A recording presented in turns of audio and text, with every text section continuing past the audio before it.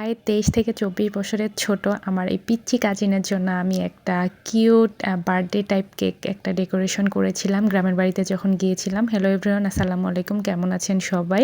এই কেকটাই আজকে ডেকোরেশনটা আপনাদের সঙ্গে শেয়ার করব। তো আমি হচ্ছে 3টা কেক বানিয়েছিলাম ক্রিম দিয়ে। ফার্স্ট কেকটা ছিল আমার ভাতিজার জন্য ওর বার্থডেতে, তারপর সেকেন্ডটা ছিল চকলেট কেক, আর এটাও চকলেট কেক, কিন্তু এটা হচ্ছে বার্থডে টাইপের ডেকোরেশন করে বানিয়েছিলাম আমি আমার পিচ্চি কাজিনের জন্য।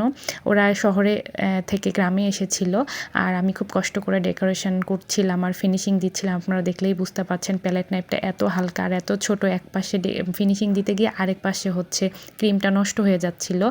আর কোনো টার্ন টেবিল ছাড়াই যে আমি কষ্ট করে এভাবে ফিনিশিং দিয়েছি, এটাই আমার কাছে অনেক বেশি মনে হয়েছিল।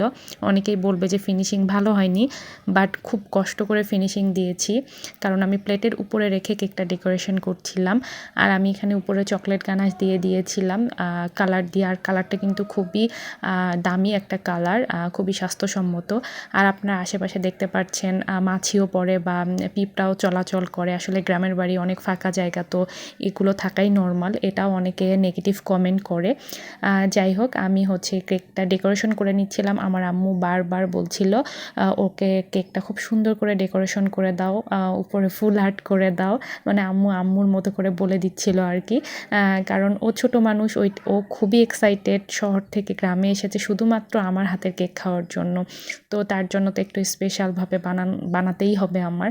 তো আমি আমার মতো করে আসলে করে দিচ্ছিলাম, কারণ আমার কাছে আসলে কেকের খুব একটা ইনগ্রেডিয়েন্টস ছিলও না যে আমি কেকটা সেভাবে ডেকোরেশন করব। তারপরেও নিজের মতো যতটুকু পেরেছি আমি ওর জন্য বেস্টটা দেওয়ার ট্রাই করেছি।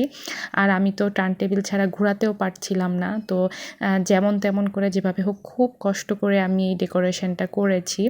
আর আমি আবারও বলছি, সাইডে অনেক পিঁপড়া টিপড়া মাছি দেখতে পাচ্ছেন, প্লিজ ইগনোর করবেন, কারণ এটা গ্রামের বাড়ি, খোলামেলা জায়গা, তো এগুলো থাকা খুবই স্বাভাবিক। অনেকেই নেগেটিভ কমেন্ট করে, আসলে শুনলে খারাপ লাগে, কারণ কষ্ট করে একটা জিনিস আপন মানুষদের জন্য বানানোর পরেও যদি হচ্ছে ভিডিওটা শেয়ার করে যদি পাবলিক খারাপ কমেন্ট করে, আসলে খারাপ লাগে।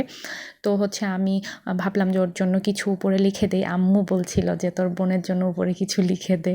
তো ওরা এক ভাই এক বোন, আমাদের মতো আমরাও এক ভাই এক বোন। তো ওর ভাইটার নাম ওয়াসি আর ওর নাম হচ্ছে জুমাইনা। আমি ওয়াসি এবং জুমাইনা দুইজনের নামই লিখে দিয়েছি সুন্দর করে, যেন ওরা দেখে খুবই খুশি হয়ে যায়। আর আমি এই কেকটা বানাতে বানাতে ওরা যে কতবার এসেছে কেকটা দেখার জন্য আর কাটার জন্য, খাওয়ার জন্য, এত এক্সাইটেড হয়ে গিয়েছিল, মানে কি বলবো, ওদের এক্সাইটমেন্ট দেখেই তো আমার মাথা খারাপ হয়ে যাচ্ছিল। যাই হোক, আমি হচ্ছে আমার মতো করে সুন্দর করে লিখে দিয়েছি। লেখাটা খারাপ হলে প্লিজ ইগনোর করবেন, আমার লেখার প্র্যাকটিস নাই, তো খুব একটা ভালো লিখতে পারি না।